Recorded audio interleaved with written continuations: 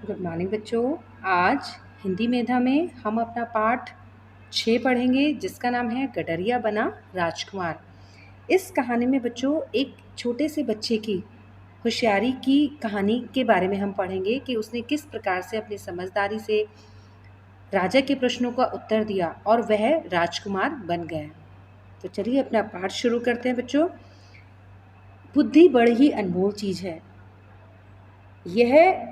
इसका हम कहीं भी होशियारी से प्रयोग करके, समझदारी से प्रयोग करके किसी भी समस्या का हल निकाल सकते हैं।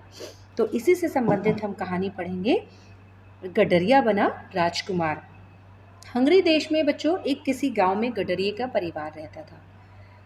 गडरिये का बेटा कैरोली बहुत ही चतुर था, बहुत ही समझदार था। वह किसी भी समस्या का हल आसानी से दे देता था।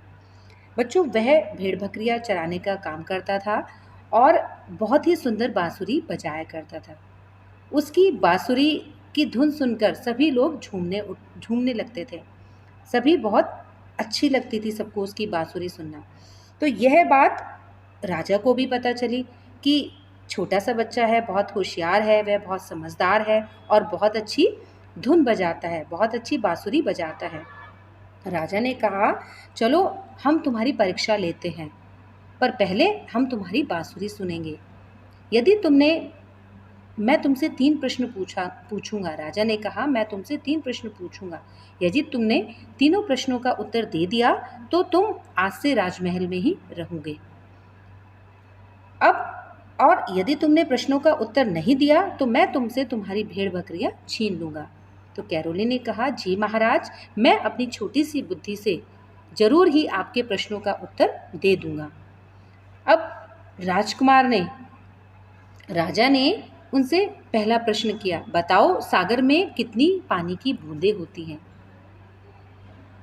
दूसरा प्रश्न राजा ने कहा, बताओ कि आसमान में कितने तारे हैं। और राजा ने तीसरा प्रश्न किया, बताओ अनंत काल में कितने क्षण होते हैं।